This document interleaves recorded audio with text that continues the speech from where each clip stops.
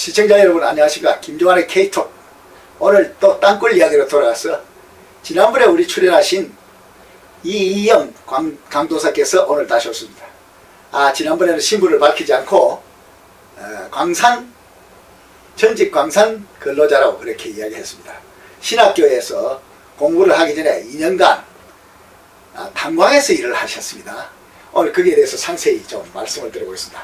땅굴과 탄광을 비교해서 말씀드리겠다고 이렇게 또 오늘 찾아왔습니다. 안녕하십니까? 안녕하세요. 예, 말씀 좀 이희영입니다. 네, 아유 정말 반갑습니다. 다시 만나게 돼서 반갑습니다. 네. 제가 오늘은 장거리 북한 땅굴 현황과 분석이라는 제목으로 말씀드리겠습니다. 제가 탄광을 다녔기 때문에 북한에서 땅굴을 설계하고 또 구조, 또 시설, 운영 시스템, 통신, 물자 조달, 전기 시스템, 버럭 또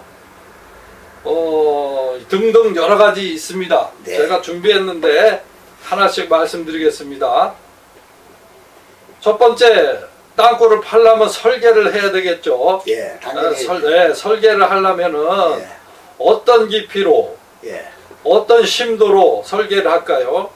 제가 알기로는 북한은 높고 한국은 낮은 걸로 알고 있습니다. 해발 고도가 높죠. 북한은 산악지대니까. 그래서 높으니까 심도가 조금 깊을 겁니다.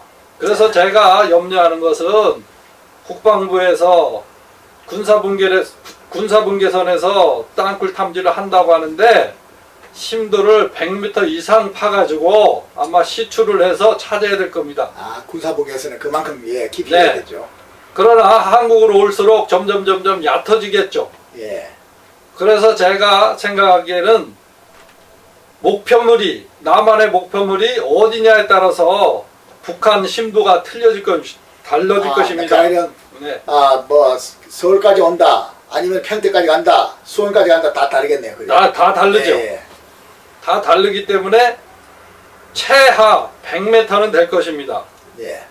그래서 한 연천이나 문산 요 정도 오면은 한 50m 정도 될 겁니다. 그래서 제가 국방부에 말씀드리는 것은 100m 이상을 시추를 하셔가지고 찾으시길 바랍니다. 그 DMZ에서 할 경우 아닙니까? 그죠? 네, 그렇습니다. 그 사람들 하도 DMZ에서 찾는다니까 이제 답답해서 DMZ에서 찾을 때 100m 이상 찾으라고 그렇게 말씀하셨습니다. 네, 계속해 주시죠. 그러면은 TBM에 대해서 잠깐 말씀드리겠습니다. 제가 알기로는 이 장거리 땅굴이 반대하시는 분들, 못 판다고 반대하시는 분들이 TBM이 한국에 8대밖에 없다고 말씀을 했습니다. 그리고 북한은 처음에 20대를 들여갔고 나중에 120대까지 들여갔다고 제가 들었습니다. 그 이후에는 제가 모르겠는데 이 한국이 8대가 있다고 해서 북한이 120대가 없으라는 법이 없습니다. 필요하면 사는 것입니다. 그리고 크기가 다르죠. 그렇죠. 한국은 터널을 파기 위해서 직경이 큰 것을 살 것입니다. 그러나 북한은 작은 거 2.5m, 알기로 4.5m 이렇게 사갔다고 합니다. 지난번에 윤여길 박사님께서 말씀하셨습니다. 네, 그렇습니다. 그래서 작을수록 싸니까 많이 살 수가 있죠. 그리고 땅굴은 전략적인 것이기 때문에 필요하면은 파게 되어 있습니다. 전에 제가 상업적인 광산과 국가 국영 광산. 그렇죠. 국영 광산 또 전략적으로 군사적으로 쓸 것은 돈이 많이 들어가도 파게 돼 있다고 말씀드렸습니다. 그래서 TBM이 많아도 관계가 없다고 저는 생각을 합니다. 그리고 땅굴이 20개라면은 TBM은 120개가 맞습니다. 왜 그러냐면 횡으로도 파야 되기 때문에 횡으로 부대가 있고 또 공공기관이 있을 겁니다. 그러면 부대를 향해서 아마 팔 겁니다. 그렇기 때문에 횡으로 파기 때문에 많이 필요하다고 저는 생각을 합니다. 그럼 이제 구조에 대해서 말씀드리겠습니다. 구조는 종으로 쫙 파다 보면은 처음에는 4km 정도 가면은 밖에서 조달을 할 수가 있습니다. 물품을. 그러나 4km가 넘다 보면은 모든 게 이제 힘들어집니다.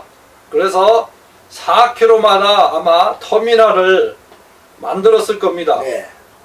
또 그 숙소도 또 필요합니다. 또 화장실도 필요하고 그렇죠.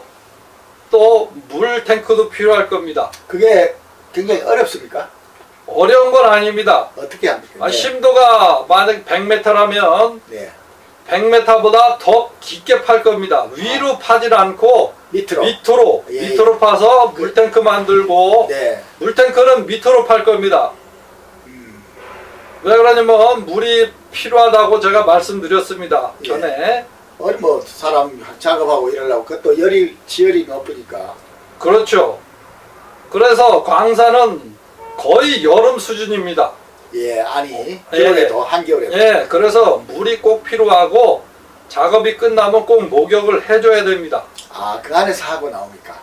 그럴 수밖에 없습니다. 아니 그 광산에서는 밖에 나와서 퇴근하기 전에 합니다. 예, 예. 그러나 깊어질수록 왔다 갔다 하기가 힘듭니다. 아, 왕래가 힘들죠. 그렇죠. 그렇죠. 예.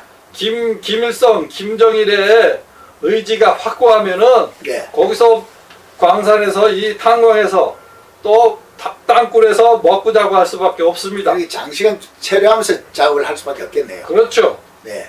그래서 자재 창고도 필요하고 여러 네. 개가 필요할 겁니다. 네네. 그래서 레일을 깔고 그 옆에 좌우로 광장을 만들고 자재 창고도 만들고 거기서 숙소도 만들고 할 겁니다. 그래서 4km당 4개의 숙소, 터미널, 자재 창고, 네. 예, 화장실까지 4개가 필요할 것 같습니다. 예, 그게 보통 일반 탄광이나 광산에서 쓰는 기준입니까? 그건 아닙니다. 왜 예. 그러냐면 광산에서는 이 오줌 넣을 적에는 아무 데나 놓지만 예. 대변을 쌀 적에는 밖으로 나와야 됩니다. 예, 용변을 볼 때는. 네. 왜 안에서는 처리가 안 됩니까? 예, 냄새나서 처리를 못합니다. 예, 그래서 지난번에 그거는 물에다가 해가지고 어떻게 나중에 가지 나온다고, 경차로 가지 나온다고 그러더라고요. 그렇죠. 미리 말씀드리면 화장실은 어차피 우리 수세식으로 만들어서 네. 물로 넣어가지고 예. 또 물로 내립니다. 그런 다음에 마개를 닫으면 냄새가 그나마 없어집니다. 예. 아마 그렇게 할 겁니다. 네네.